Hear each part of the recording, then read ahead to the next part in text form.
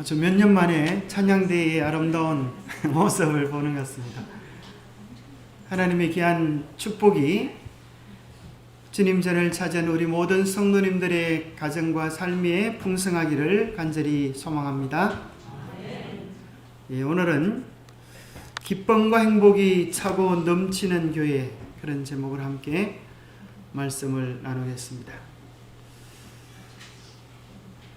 우리 찬양대가 제자리에 딱 위치하니까 너무 보기 좋습니까? 아주 천사들이 내려온 것 같이 아주 참 좋은 것 같습니다. 찬양대의 아름다운 찬양이 또 우리의 삶의 기쁨과 감사가 끊임없이 드려지는 올 한 해가 되기를 축복합니다.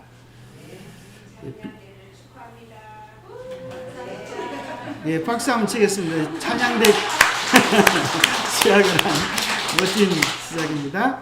우리 빌립보서 4장 4절부터 7절 말씀입니다. 주 안에서 항상 기뻐하라. 내가 다시 말하노니 기뻐하라.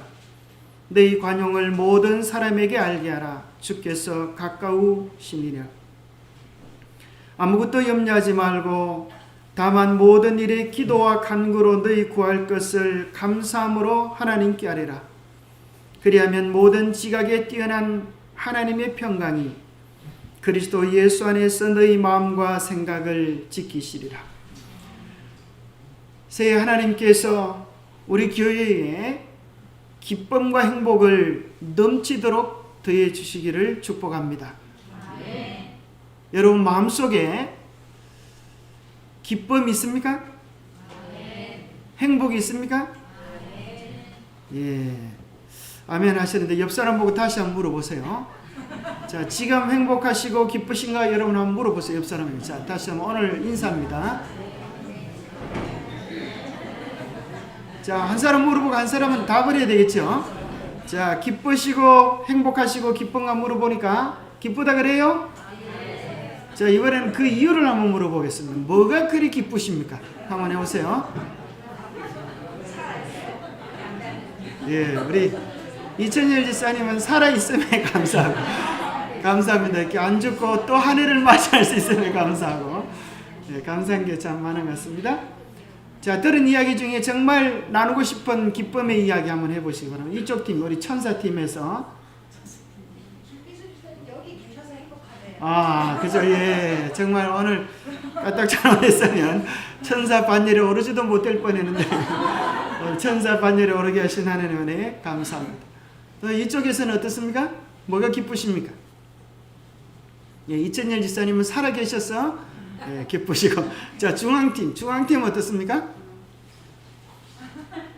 예, 얼굴을 폭 뒤집어 써서 기쁜 것 같습니다.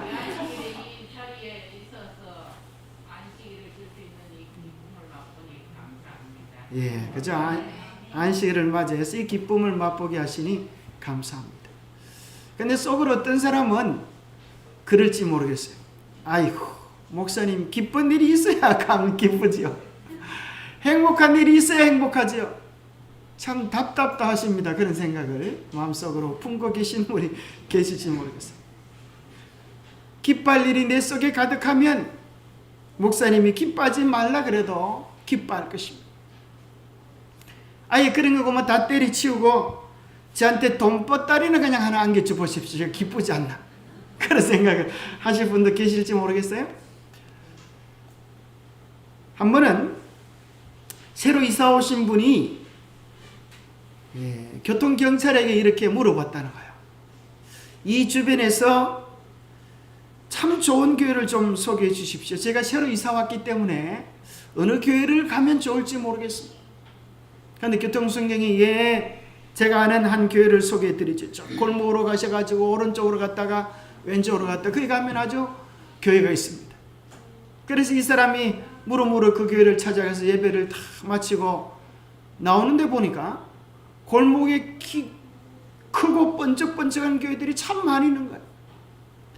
그래서 참 이상하다. 왜 이 교회를 소개해 줬을까 생각했는데, 그래서 다시 그 교통경찰을 또 우연히도 만나게 됐어요. 그래서 물어보았다는 거예요. 왜 그 교회를 소개해 주었습니까? 물어보니까 저는 그 교회를 다녀보지는 않았지만 그 교인들은 뭐가 좋은지, 예배 마치고 나오는 모습을 보니까 그들의 모습에서 미소가 가득하고 기쁨이 가득합니다. 그래서 저는 그 교회를 참 좋은 교회라고 생각해서 그 교회를 추천했습니다. 저도 언젠가는 그 교회에 꼭 가보려고 합니다. 여러분, 우리 교회가 우리 주위에 어떤 교회로 인식되고 있을까요? 토요일에 예배드리는 이상한 교회일까요? 아니면 그 교회 교인들은 늘 기쁨과 즐거움이 있는, 행복이 있는 그런 모습으로 교회를 다니는 사람들 같을까요? 새해 바라기는 우리 교회의 모습이 기쁨과 행복으로 가득 차서 우리의 모습만 봐도, 성도들이 서로 만나기만 해도 기쁘고 좋아서 부둥켜 안는 그런 아름다운 즐거움들이 있으면 좋겠습니다. 한 번은 미국 여론조사 기관 퓨 리서치 센터에서 2021년 한국을 포함해서 세계 17개국 18,850명을 대상으로 조사를 했습니다.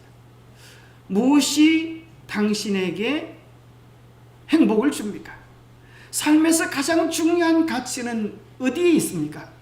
라는 설문을 했는데, 그 설문에 대한 결과를 이렇게 조선일보에 보고를 했습니다.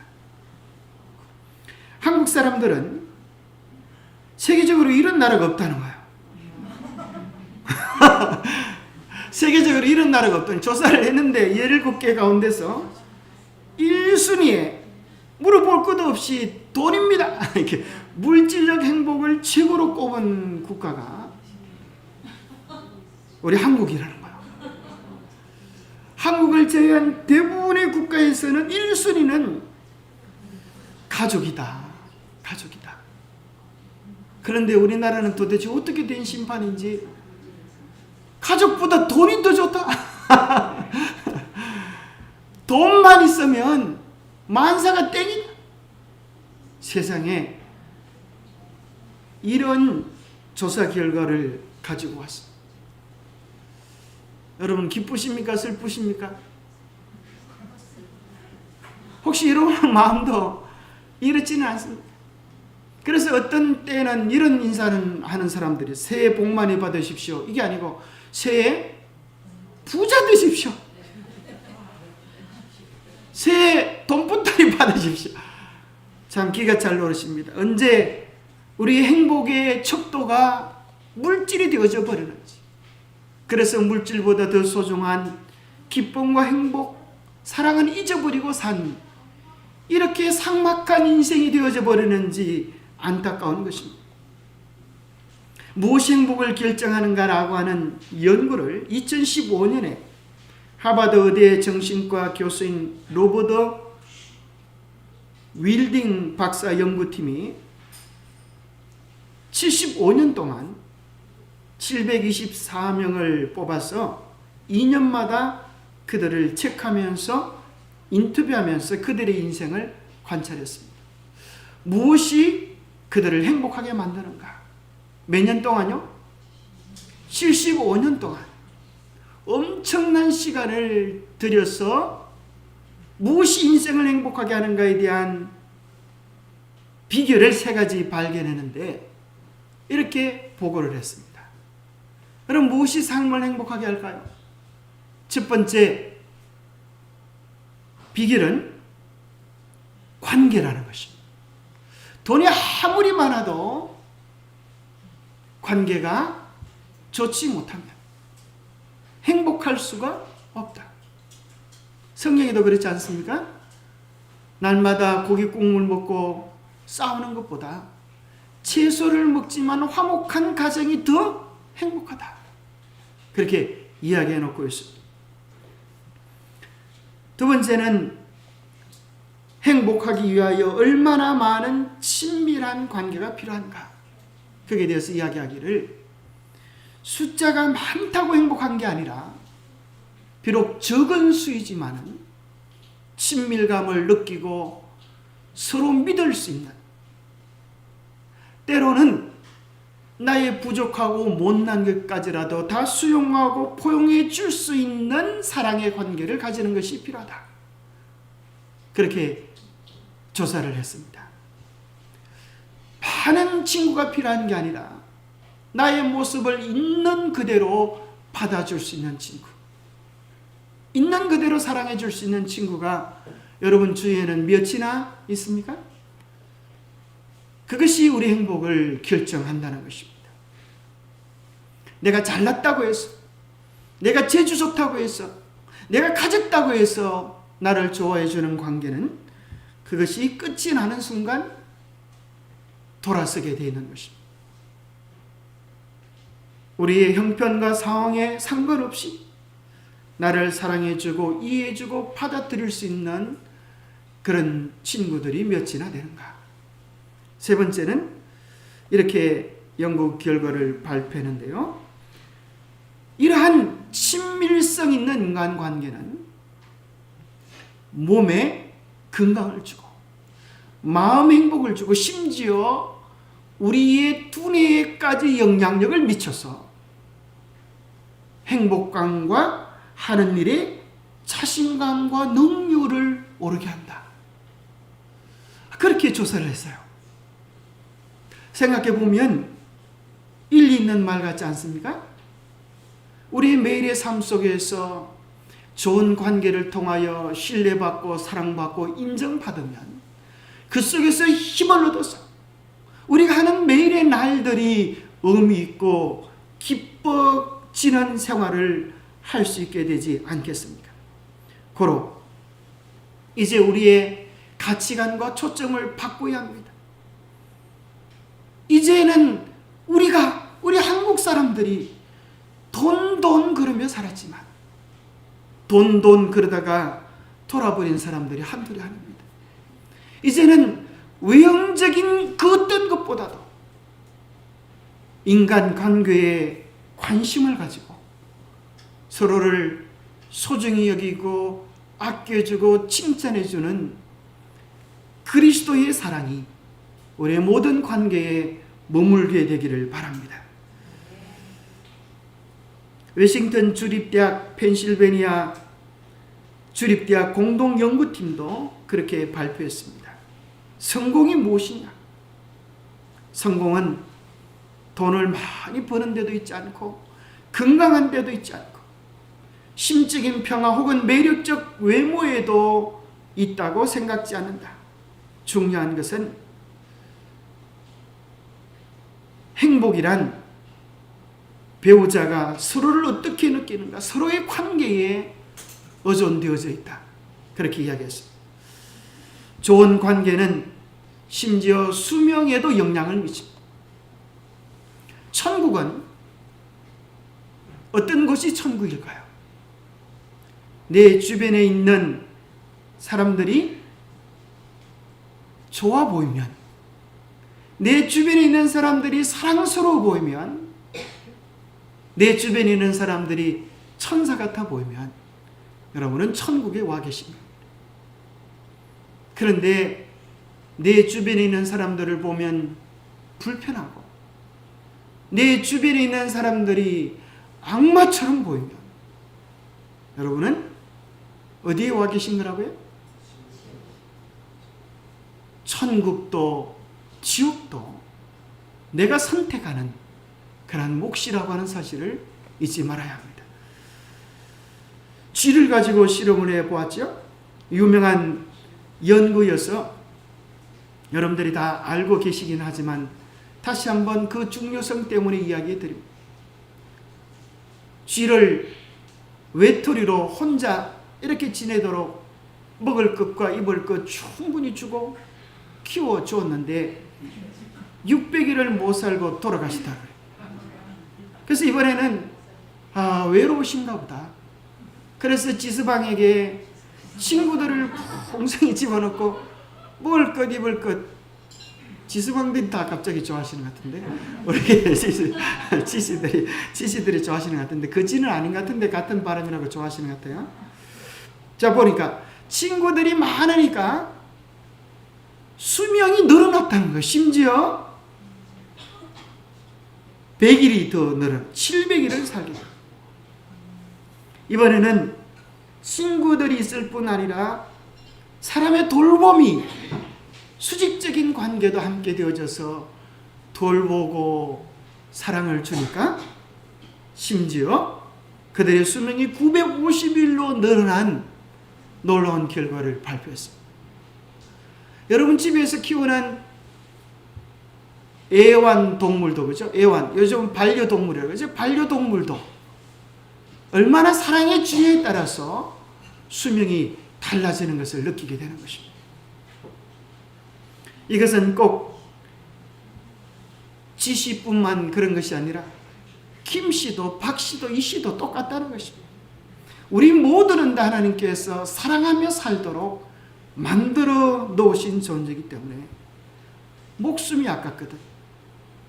마음속의 미움과 서운함을 벗어버리고 사랑하며 살기로 결단하시게 되기를 바랍니다. 인터넷에 소개된 15살짜리 소년이 이런 시를 썼다는 거예요. 15살짜리 소년의 시. 저도 이런 시 처음 들어봤는데 이렇게 썼어요. 살기가 싫다. 지루해. 재미없다. 재미없다.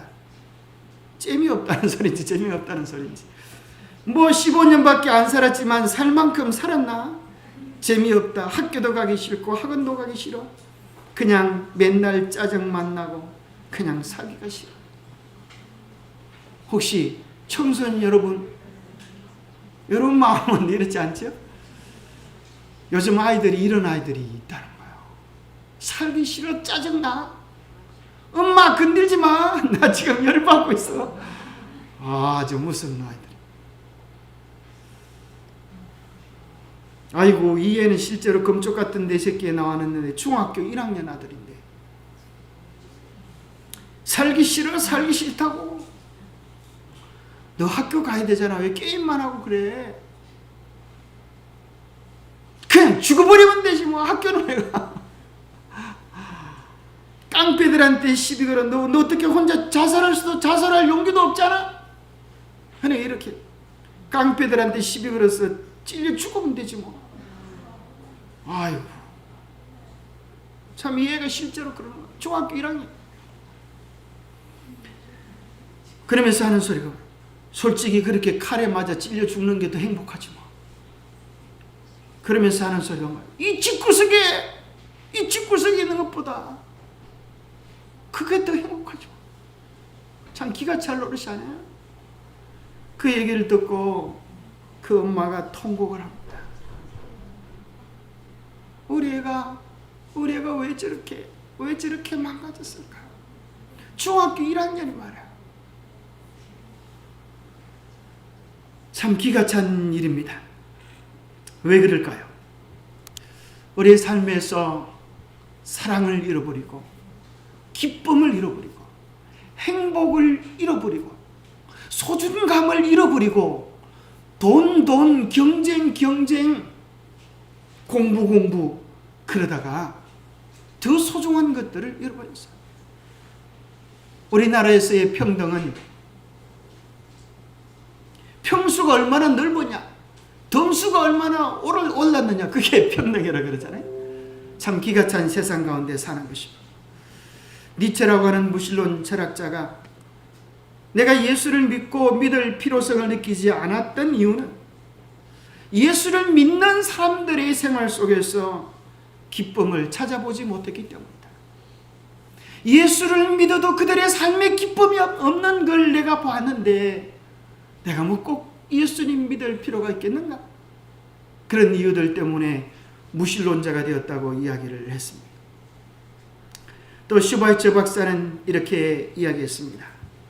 물 없는 강처럼 기쁨 없는 그리스도인, 기쁨 없는 신앙, 기쁨이 없는 사랑이 세상을 피곤하게 만든다. 세상이 피곤한 이유가 신앙을 하면 기쁠 줄 알았는데, 교회 가면 기쁠 줄 알았는데, 교회 다니는 사람들의 삶도 보니까 물 없는 강처럼 기쁨 없는 삶을 살고 있더라. 그것은 세상을 피곤하게 만드는 것이다. 그렇게 이야기를 했습니다.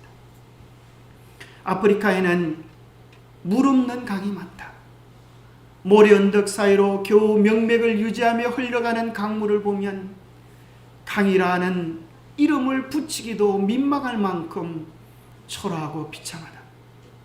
오늘날 크리스찬들도 이 아프리카의 물 없는 강처럼 억지로 흘러가는 신앙생활, 메마른 정신, 형식과 전통만 겨우 유지하는 교회와 교인들을 많이 본다. 우리는 어떠합니까? 정말 이 신앙이 나를 기쁘게 해주고 나를 행복하게 만들고 내 삶의 깊숙한 곳에서 사람에 대한 소중한 마음, 존중하는 마음, 인격적 대우들을 불러일으켜 오고 있습니다. 아니면 내가 때론 신앙적 이름으로 상대방을 무시하고 판단하고 비판하고 살아오고 있지는 않았습니까? 신앙이란 다른 말로 하면 용속적인 기쁨을 가지는 것입니다. 참된 신앙을 하는 사람의 표시는 여러분들이 교회를 위하여 열심히 헌신하고 죽도록 수고하는 것이 아니라 여러분의 일상 속에서 피어나는 기쁨을 가지며 사는 것입니다. 왜 그런가 하면 그의 마음속에 그의 심령 속에 그를 구원하신 은혜를 누리면서 그 주님과 교제하면서 어떻게 슬플 수가 있고 어떻게 절망 속에 웃음을 잃어버릴 수 있겠습니까? 아마 어떤 사람은 그래도 끝까지 고집 부릴지 모르겠어요. 제 형편을 아신다면 너무 힘들어요. 지옥 같아요. 웃고 있지만 웃는 게 아니에요. 살고 있지만 사는 게 아니에요. 그럴지 모르겠어요. 형편이 좋지 못해서 너무 괴로워서 그럴 수도 있습니다. 그러면 형편이 좋아지면 삶의 질이 높아지면 매일 행복할 수 있을까요? 슬픔도 없는, 스트레스도 없는, 문제도 없는 온전히 퍼펙트한 세계, 그 속에 들어가면 행복할 수 있을까요? 이 세상을 살아봤던 수많은 사람 중에 퍼펙트한 세상을 살았던 사람은 딱 2명 있었어요. 그 사람 이름이 누구였죠? 아담과 하와. 부족한 것이 없어요. 너무 좋아서 하나님께서도 뭐라 그러시는가 하면 만드신 모든 것을 보시니 심히 좋았더라. 심히 아름다웠더라. 퍼펙트했더라. 100점이더라. 그런데 우리가 아는 것처럼 그 아름답고 완벽한 세상 가운데에서 죄는 시작이 되었습니다. 아니 더 나아가서 이 우주에서 죄가 하나도 없는 가장 아름답고 완벽한 그 하늘에서 그것도 최고의 지위를 가졌던 천사장의 마음에서 불평과 원망이 시작되므로 죄가 시작이 되었습니다. 그러한 것을 보면 환경에서 행복이 오는 것이 아님을 깨닫게 됩니다. 이 세상이 지옥 같았을 때, 이 세상에 있는 하나님을 믿는 사람들마저도 그들의 형상이 악마로 변해갔을 때, 그때 하나님은 이 세상을 심판하시기로 작정하셨어요. 그래서 시대의 소망에 보면 이 세상을 심판하시기로 작정하신 하나님께서 이 땅에 당신의 아들을 보내셨다. 가장 희망 없는 땅에 예수 그리스도가 오셨습니다. 그리고 예수 그리스도의 나심을 이렇게 이야기합니다. 보라, 내가 온 세상에 미칠 큰 기쁨의 좋은 소식을 너희에게 전하노라. 절망하고 괴롭고 힘든 가슴이 찢어지는 그 세상에 한 기쁨의 소식이 전해졌는데 바로 예수 그리스도가 하나님의 아들이 그 절망의 중심에 오셔서 절망이 아니라 기쁨을 이야기하시고 기쁨을 삶으로 보여주셨다고 하는 것입니다. 그래서 누구든지 예수 그리스도를 삶의 주인으로 모시면 어떤 지옥 같은 절망 가운데서도 기뻐할 수 있는 사람으로 변화할 수 있는 복음을 우리에게 전해주신 것입니다. 문제는 오늘 우리의 삶의 처지와 형편이 아니라 예수 그리스도가 내 안에 계시는가. 그 사랑을 우리가 누리면 예수님께서 절망 가운데 오셔서 이렇게 하셨습니다. 너희들이 당하는 모든 절망의 원인들, 이유들을 나에게 주라. 내가 너희들의 저주를 다 감당하겠다. 그리고 내가 너희에게 기쁨을 주겠다. 내가 너희에게 세상이 알지 못하는 행복을 주겠다. 그래서 너희들 이제부터는 절망하지 말고 내가 주는 기쁨을 먹고 내가 주는 기쁨을 누리며 살아라. 그것이 주님께서 우리에게 베풀어 주신 당신의 사랑의 고백이셨습니다. 그 사랑으로 오늘 우리를 붙잡으시면서 끊을 수 없는 그 사랑으로 우리가 행복하기를, 우리가 기뻐하기를 우리 주님께서 소원하십니다. 누가 우리를 그리스도의 사랑에서 끊으리요? 이 세상의 그 어떤 핍박이나 환난이나 사망도 끊을 수 없습니다. 그래서 오늘 빌립보서 4장 4절은 이야기합니다. 주 안에서 항상 기뻐하라. 내가 다시 말하노니 기뻐하라. 이것은 명령형입니다. 네가 기뻐했으면 좋겠다고 하는 것이 아닙니다. 예수님이 우리를 이렇게 구원하셨으니, 예수님이 이렇게 우리 인생을 뒤바꿔 놓았으니, 그 복음을 받아들였으니 이제는 기뻐하라. 너희가 주님 안에 있으니, 복음 안에 있으니, 축복 안에 있으니 좋을 때만 기뻐하는 것이 아니고 좋은 말로 할 때 항상 기뻐하라. 내가 다시 말하노니 기뻐하라. 데살로니가전서 5장 16절부터 18절에도 말씀하십니다. 항상 기뻐하라. 쉬지 말고 기도하라. 범사에 감사하라. 이것이 그리스도 예수 안에서 너희를 향하신 하나님의 뜻이니라. 여러분, 돈이 좀 부족해도 기뻐할 수 있겠습니까? 사는 형편이 좀 어렵더라도 기뻐할 수 있겠습니까? 우리를 죽도록 사랑하시는 주님이 계십니다. 우리가 기뻐하지 못할 이유가 어디 있겠습니까? 그래서 진정한 기쁨은, 절대적 기쁨은 절대적 확신에서 옵니다. 세상이 나를 떠나도 주님의 그 영원한 사랑을 나를 끝까지 붙드시고 나를 떠나지 아니할 것을 믿는 믿음을 누리시게 되기를 바랍니다. 그 사랑은 오늘 우리에게 이렇게 이야기합니다. 내가 너와 영원히 함께하리라. 이 말년병장들은 이런 소리를 합니다. 말년병장이 안 돼본 사람이 뭔 소리인지 잘 모르는데 실제로 한번 인터뷰를 해봤다는 거예요. 말년병장들에게. 육군 5사단 병장과 더불어서 이제 인터뷰를 했던 내용인데, 말년병장들이 이제 쫄병들에게 이야기합니다. 이날이 오기는 온다 얘들아, 희망을 가져라. 그래서 하는 소리가 이제, 말년병장이 어떻습니까? 마음이 어떻습니까? 지금 한 달 남았는데 지금 심정이 어때요?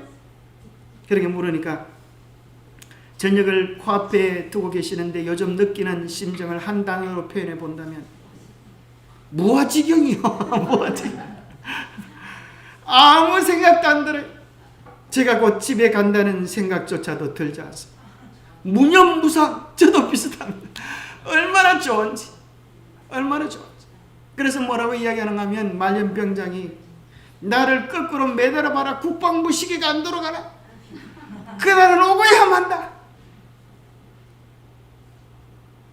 우리 강계철 형제님 베트남에서 집에 갈 때 이런 생각 안 했습니까? 돈 너무 좋아가지고 사랑하는 아들, 사랑하는 딸 만날 생각에 너무 좋았어. 아마 아무 생각 없는 그런 시간을 보냈을지 모르겠습니다. 무념무상의 기쁨. 우리는 머지않아 이 세상 여행을 마치고 하늘에 갈 사람들입니다. 이 세상의 혼란과 어려움들은 우리에게 더 이야기해 주는 것입니다. 그날이 더 가깝다고 이야기해 줄 뿐인 것입니다. 이제 하늘 가기 위한 채비를 하라고 이야기해 줄 뿐인 것입니다. 말년병장의 기쁨 같은 절대적 기쁨을 누리며 사시게 되기를 바랍니다. 절대 사랑은 우리에게 이야기합니다. 내가 너를 택하고 싫어버리지 아니하였다 하였노라. 우리 주님은 우리가 조금 부족하다고 우리를 떠나버리지도 않으시고 삐지지도 않으시고 모르는 체 하지 않으시고 그 사랑으로 우리를 붙드십니다. 히브리서 13장 5절 함께 읽겠습니다. 시작.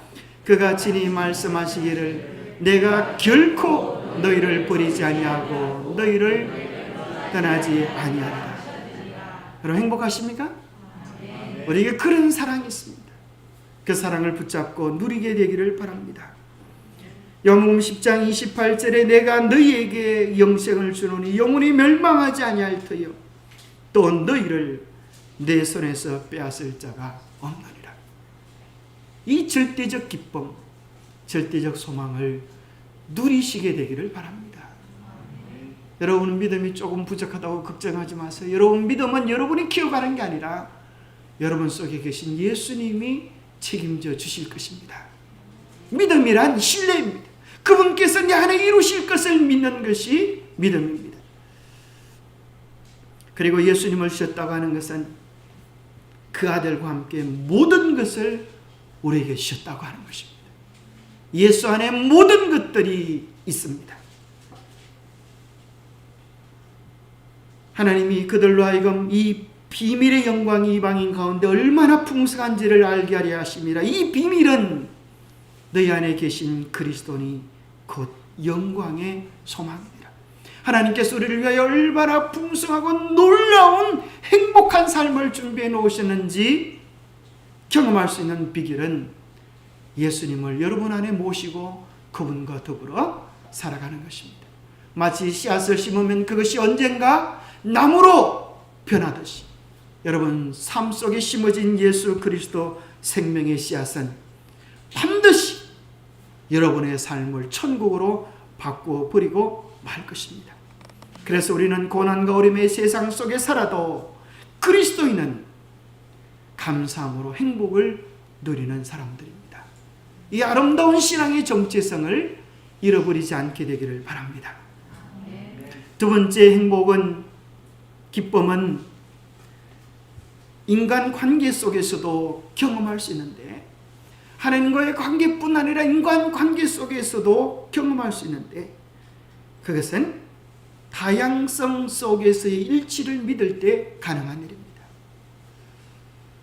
빌립보서 4장 5절에 보니까 너희 관용을 모든 사람에게 알게 하라. 주께서 가까우시니라 그랬습니다. 우리가 뭐 하기를 원하신다고요? 관용하기를, 좀 너그럽기를, 좀 여유있기를.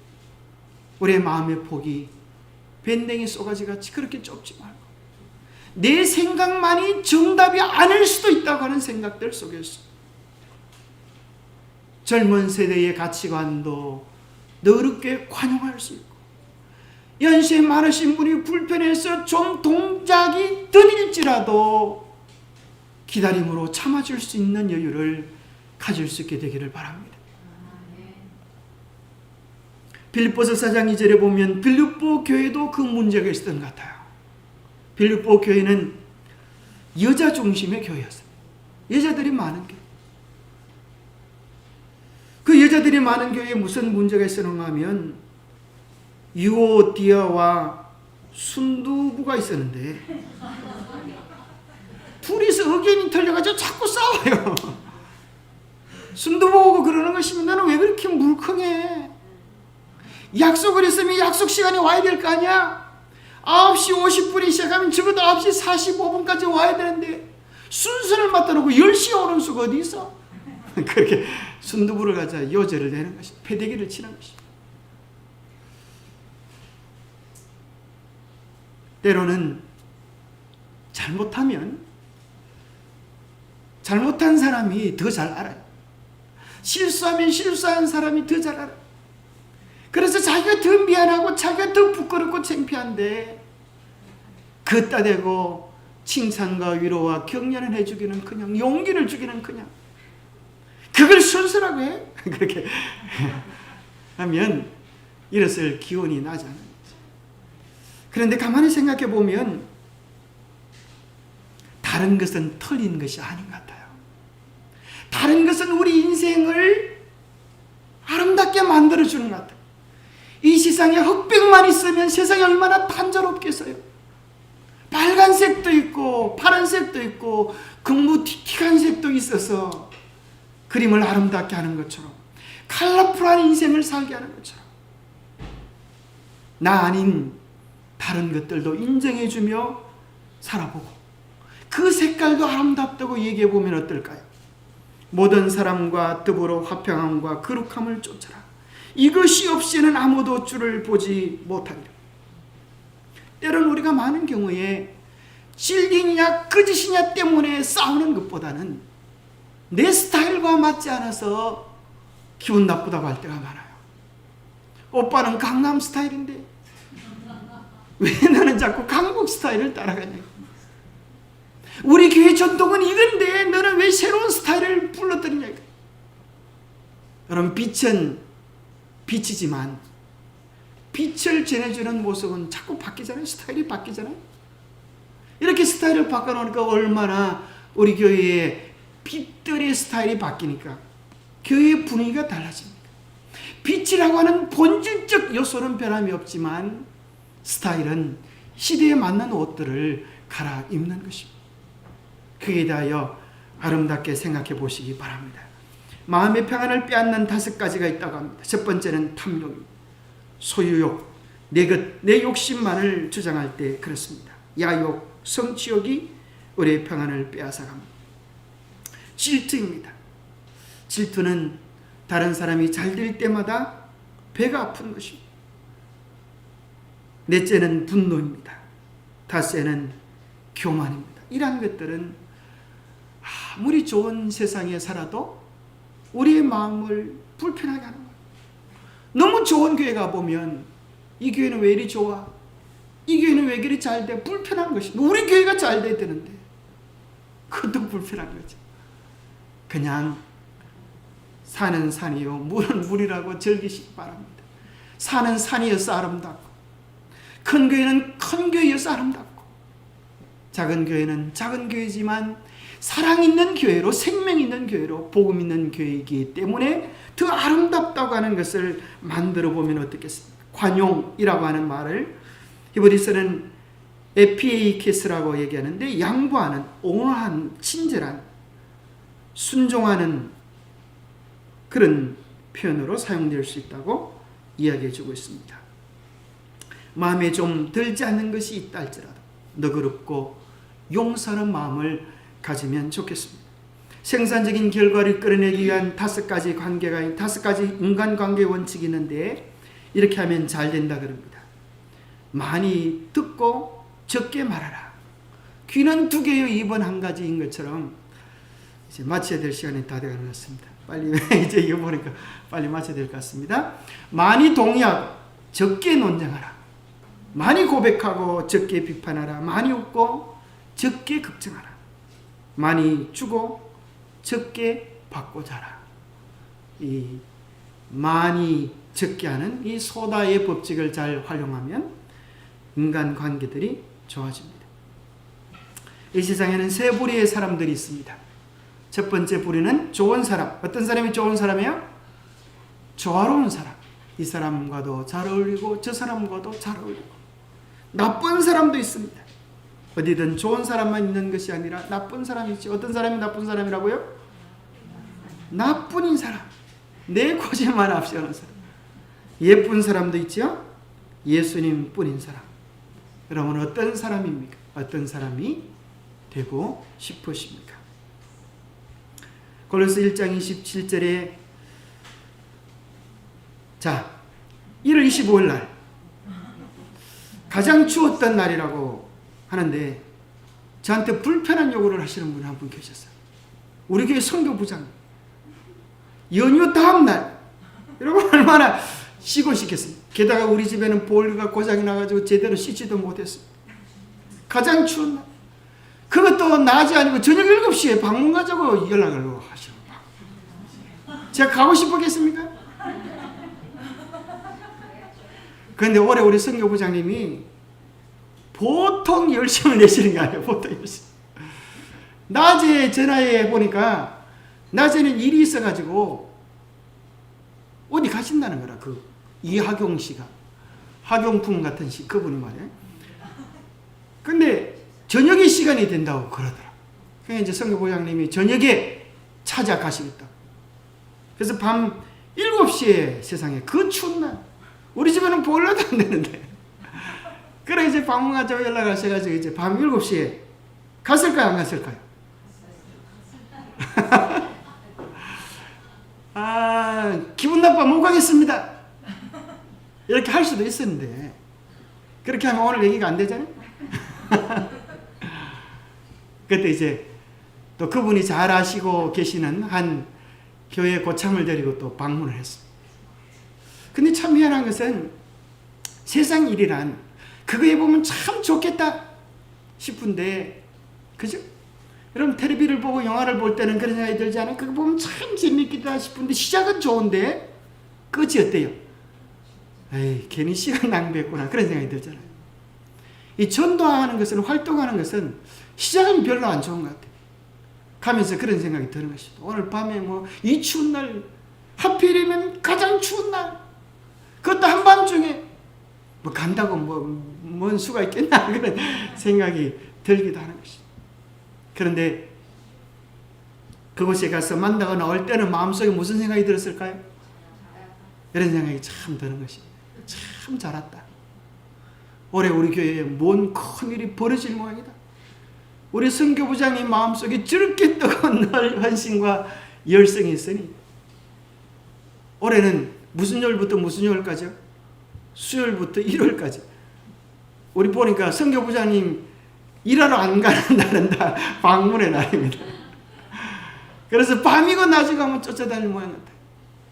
그래서 우리가 다 다르지만 한 가지 목표를 향하여 열심히 나갈 때 하나님께서 큰 역사를 더해 주실 것입니다. 2001년 파푸아 뉴기니아에 마크 핀리 목사님의 전도회가 정해졌고 그때 이제 전도회가 정해졌는데 전도회 일주일 전에 무슨 일이 있었는가 하면 그날에 데모가 있어가지고 대통령이 계엄령을 선포했습니다. 이 야간에 다니지 말도록 밤 7시부터 새벽 6시까지 아침 6시까지 모든 통행에 왕래를 금한다. 그날 하루 전까지만 해도 통행이 금지되어 있어요. 그런데 이 목사님은 절망하거나 좌절하지 않고 뭐라고 말씀하시는가 하면 이 어려움들은 하나님께서 역사하실 기회입니다. 인간의 한계는 하나님이 역사하실 기회입니다. 그래서 그 모든 단원들 보고 포기하지 말고 기도하라고 끊임없이 기도만 강조했습니다. 목사님 이제 내일이 전도인데 오늘까지도 아무런 변화가 없습니다. 전도의 시간까지 이제 수많은 전도지를 뿌리는데 이걸 빨리 어떻게 취소를 해야 되지 않습니까? 어떻게 해야 됩니까? 그때도 목사님은 끝까지 하나님을 신뢰하십시다. 기도하십시다. 그런데 그 다음날 아침에 조간신문을 이 목사님 사모님이 목사님께 들고 왔습니다. 그 조간신문 내용이 이렇게 되어 있더라. 금요일 새벽 금요일 저녁부터 집회가 시작되는데 그 신문 기사에 이렇게 되어 있다. 정부 강요회의가 새벽 2시에 있었고 제7일 안식일 교회 집회는 열릴 수 있게 되었다. 부재. 모든 사람들이 초청되었으며 그곳에서 수상의 담화문 발표가 있을 것이다. 그리고 수상이 평화의 기비를 전할 미국의 복음 전도자 마크 핀리를 소개할 것이다. 얼마나 놀라운 일이 벌어졌습니까? 절망적인 상황 속에서 기도를 하니까 파푸아 뉴기니아 수상이 그날 전도에 참여해가지고 담화문을 발표하고 오늘 전도회의 강사인 마크 핀리 목사님을 소개했다는. 그리고 그 전도회에 몇 명이 참여했는가 하면 10만 명이 참여했고 10,000명이 침례를 받는 역사가 일어났습니다. 여러분 아멘 안 하시는 분은 뭡니까? 우리는 기뻐할 만한 이유를 가지고 있습니다. 주님의 주신 그 복음이 우리의 삶의 비결이고 또 우리에게 있어서 다양성 속에서의 일치 하나된 목표를 향하여 달려갈 때 우리는 기쁨을 누릴 수 있을 것이고 마지막 일치의 비결. 사도 바울은 이렇게 말합니다. 내가 공비함으로 말하는 것이 아니라 어떠한 형편이든지 자족하기를 배웠다. 나는 비천에 처할 줄도 알고 풍부에 처할 줄도 알아. 모든 일 곧 배부름과 배고픔과 풍부와 궁핍에도 처할 줄 아는 일체의 비결을 배웠노라. 이제 올해는 우리 모두가 다 일체의 비결을 배웠습니다. 배가 고플지라도 조금 설교가 길어질지라도 불평하지 말고 기쁨과 행복을 여러분 품속에 품고 사시는 우리 모두가 되시기를 간절히 바라면서 말씀 마치겠습니다.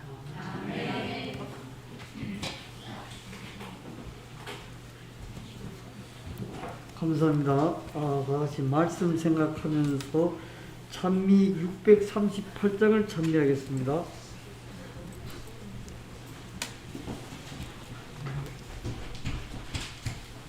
(638장입니다)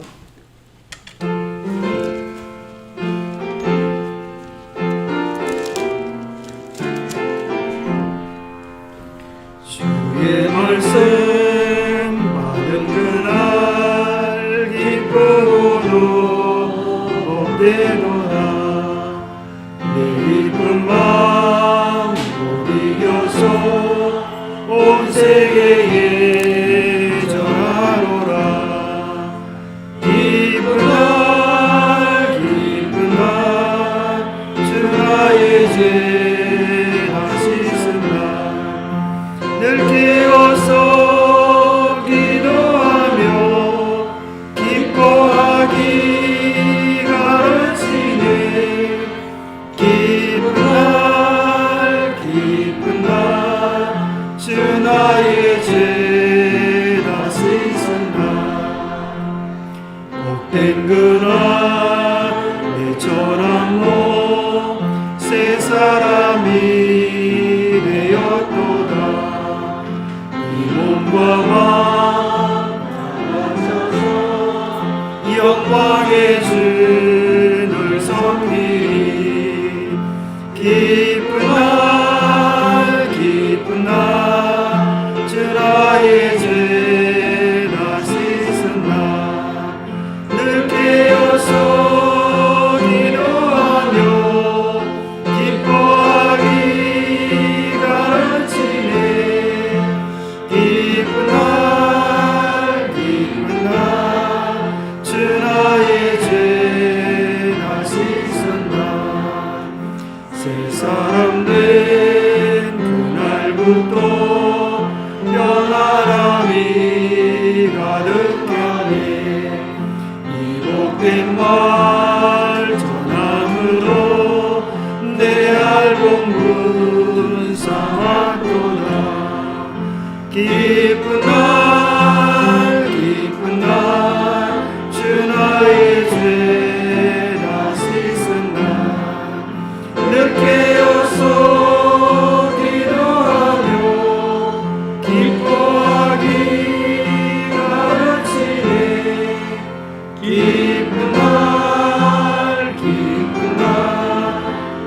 나의 죄다 씻었나. 하나님 아버지, 우리에게 세상이 알지 못하는 기쁨을 더해 주셔서 감사합니다. 기쁨의 근원 되시는 예수님을 우리의 삶의 중심에 모시게 하여 주시고, 주님과 함께 살아가는 그 기쁨과 감격이 우리 안에 가득 차서 차고 넘치게 하여 주시옵소서. 그리하여 새해에는 참으로 기쁨과 행복이 차고 넘치는 교회가 되게 도와주셔서 우리 주변에 있는 사람들이 우리의 얼굴을 보고 우리의 삶을 보고 예수 그리스도의 향기를 맡게 하여 주시옵소서. 하나님의 거룩한 통치하심이 우리의 마음과 우리의 가정과 우리의 교회에 가득하게 축복하여 주시옵기를 우리 주 예수 그리스도 이름 어지하여 간절히 간구하옵나이다. 아멘.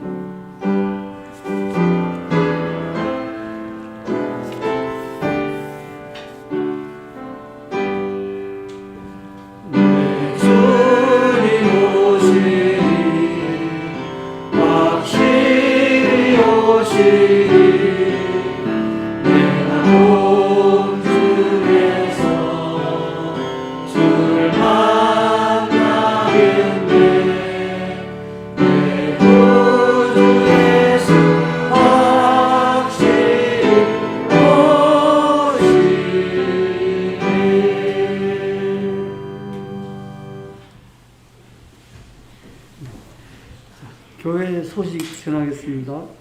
귀한